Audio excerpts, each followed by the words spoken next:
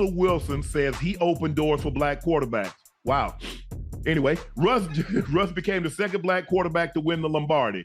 Normally, the second person to do something doesn't get the credit that the first person did, but we'll talk about that. Russell said it marked the shift in perception of black men in his position.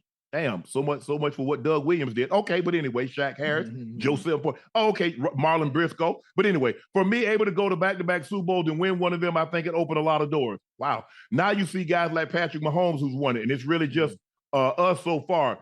But there's more to come. What I love to see is guys getting drafted early, and a lot of teams these days have black quarterbacks playing for them. I think one of the biggest blessings of my career so far is I've been fortunate to be able to open doors for others. Hold on. Yeah. So what role did Doug Williams play?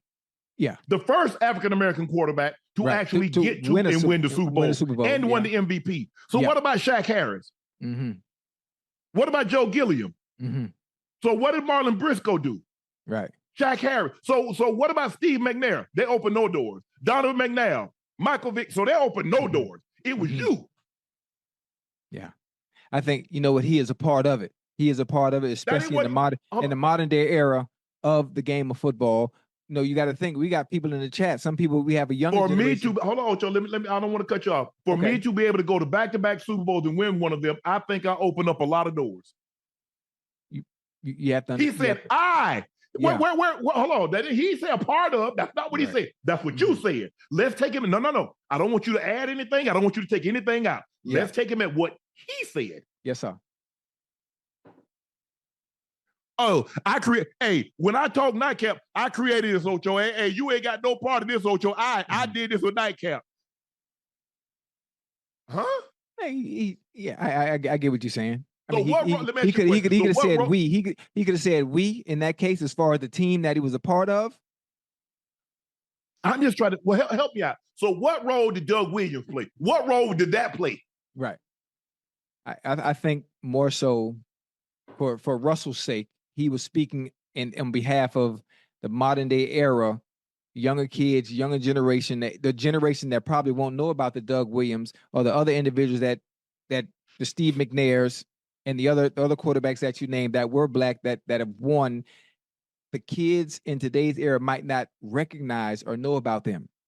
So in a sense, I think Russell Wilson would be speaking on behalf of his era and the era of younger generation kids that are playing right now as far as the doors that he opened from the quarterback position.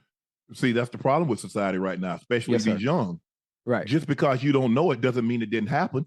Right. Just because people don't know about Doug Williams or Shaq Harris or Marlon Briscoe or Jefferson Street Joe, Shaq Harris, Steve McNair, Randall Cunningham. That doesn't mean they didn't exist. And everybody you just named, think about this. Everybody you just named, if you were to ask a kid in high school right now, ask them about those names, they probably wouldn't know.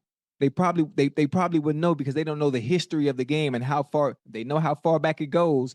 But to be able to name some of the players like you just did, it wouldn't resonate with them.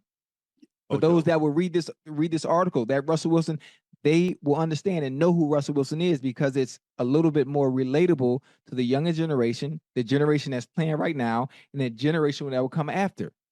So I understand what he's saying, but you are right. You are right. You know, you have to get credit where credit is due for those that paved the way before you came and did the same thing you did based on what you're talking about. But I really think he's addressing those of the younger generation today that have no idea who the Randall Cunninghams were, the Steve McNairs. You know. Oh, I forgot about. They were great. Ocho, what are we thinking about? We forgot Warren Moon. Oh, I forgot about Warren. I forgot about Warren. Yeah, you're right. Who still throws one of the prettiest deep balls ever.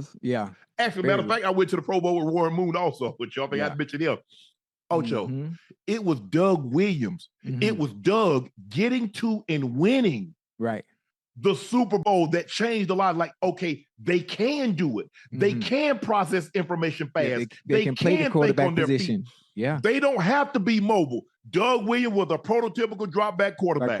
So was Shaq Harris. Now, Marlon Briscoe run around. He was for Denver Broncos 68. He ran around, and a lot of others. Randall Cunningham had legs. Warren was a drop back passer.